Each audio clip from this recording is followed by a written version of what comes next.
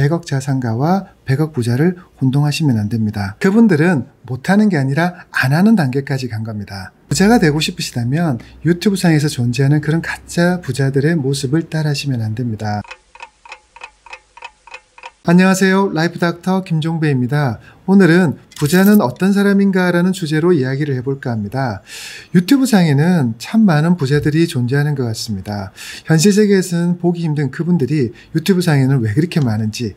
자, 근데 그 유튜브상에서 자신이 부자라고 이야기하시고 또는 부자는 어떤 사람이다 라고 말씀하시는 내용들이 참 많은데 그 내용들이 제가 24년간 재정상담사 일을 하면서 만나뵀던 부자분들, 그리고 제가 또 돈을 모아가면서 느꼈던 부자의 개념과 너무나 조금 다른 상이함이 있는 것 같아서 오늘은 정말 부자는 어떤 사람인지, 그래서 저는 찐 부자는 어떤 사람인지에 대한 제가 알고 있는 개념을 여러분께 이야기하려고 합니다. 첫 번째, 100억 자산가는 100억 부자가 아닙니다. 자산이라는 말은 자본과 부채를 포함하고 있는 의미입니다. 그러니 보통 유튜브에서 나와서 말씀하시는 분들이 자신의 자산이 대부분 부동산에 있는 분들이 특히 이런 표현을 많이 쓰시는데요. 100억 자산가라는 것, 그걸 부동산으로 이야기해보면 실제로 이분은 20%의 자기의 자본, 그리고 80%의 타인의 자본, 그게 은행의 대출일 수도 있고요. 그리고 우리 세입자의 전세 보증금이 될 수도 있겠죠. 그럼 냉정하게 말하면 그분은 20억을 가지고 있는 20억 정도의 부자일 수 있는 거죠. 근데 그분들이 왜 이렇게 자산가라는 표현을 쓰냐고요? 그냥 10억, 20억을 가지고 있는 사람인 것보다는 부채를 포함해서 자산이 100억이라고 표현하는 게 좀 더 있어 보이고, 그래서 유튜브상에서 자신의 부를 가시하기에 좀 더 좋기 때문에 저는 그런 표현을 하는 것 같거든요.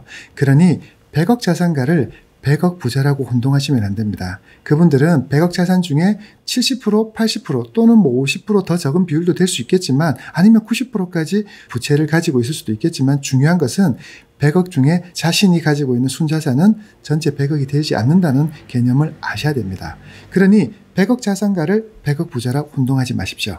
그리고 100억 자산가는 부동산 경기가 좋을 때는 대출이라는 또는 전세보증금이라는 레버리지를 활용해서 자신의 자산을 더 불릴 수 있는 좋은 방법이 되어서 그분들이 차후에 다른 유튜브에 나와서 이전보다 더 많이 늘었다고, 자기 자산이 늘었다고 이야기할 수 있지만, 지금처럼 부동산 경기가 냉각되어 있고 투자 대상이 하락이 되고 있는 이 시점에는 이분들이 차후에 유튜브에 나올 때는 아마 자기의 자산을 다 잃었다라고 이야기할 수도 있습니다. 이게 무슨 말이냐고요?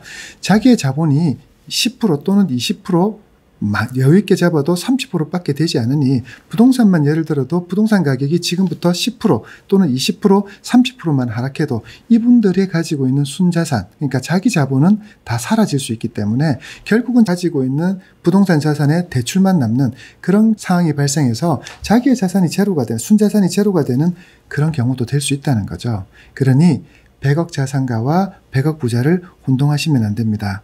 경기가 좋을 때는 그게 좋은 편일 수도 있겠지만, 경기가 지금처럼 나빠질 경우는 이분들은 빈털터리가 될 수 있는 확률도 굉장히 높은 분이니 절대 이런 분들을 부자라고 생각하시고 그분들의 방식을 너무 추종하는 것은 좋은 방법이 아니십니다. 두 번째, 부자는 못하는 사람이 아니라 안 하는 사람입니다. 유튜브 상에서 보면 자신의 부를 가시하기 위해서 명품을 막 구입하거나 아니면 좋은 차를 자랑을 하거나 좋은 시계를 자랑을 하거나 이런 모습들을 많이 봅니다. 자, 그런 사람들은 제 눈에는 부자가 아닌 분들이 부자 행세를 하고 싶어하는 그런 모습, 또는 부자라 하더라도 이제 막 부자가 되어서 막 그 부를 남에게 가시하고 싶은 그런 단계에 있는 분으로 보입니다. 자신이 부자인 것을 보여주기 위해서, 자신이 부자라는 행세를 하기 위해서 명품과 좋은 차량이 필요할지 모르고요. 그리고 부자라 하더라도 내가 이제 부자라는 사실을 남에게 알리고 싶은 욕구가 강하다 보니까, 그래서 내가 부자라는 걸 알아줘라는 그런 신호를 보내고 싶어서 명품과 좋은 차량이 필요할지도 모릅니다. 그러나 찐 부자는 굳이 그러한 행위를 하지 않아도 이미 그 사람이 얼마나 부자인지, 그리고 그 사람이 얼마나 여유가 있는지를 주변 사람들이 다 아는 사람, 그 사람이 진짜 부자인 거죠. 남에게 보이기 위한 명품, 그리고 좋은 차, 좋은 시계를 구입하는 단계를 넘어서 꼭 자신에게 필요한 물품을 구입하고 자신에게 적합한 물품을 구입하고 유지하는 삶의 단계를 가진 분입니다. 그렇죠. 그분들은 못하는 게 아니라 안 하는 단계까지 간 겁니다. 그러니 많은 분들이 혼동하시는데요. 하고 싶은 걸 하고 사시는 분이 아니라 하기 싫은 걸 안 하시는 분, 그리고 못하는 게 아니라 안 하는 겁니다. 냉정하게 말해서 람보르기니니, 포르쉐 같은 그 좋은 차들을 그분은 구입을 못하는 게 아니라 굳이 저게 당장은 필요 없으니 외제차 대리점에다 그냥 맡겨놓고 언제든지 필요하면 찾아갈 준비를 하고 있는 그런 분들이 찐 부자인 거죠. 이제 진짜 부자가 어떤 사람인지 아시겠나요? 부자가 되고 싶으시다면 유튜브상에서 존재하는 그런 가짜 부자들의 모습을 따라하시면 안 됩니다.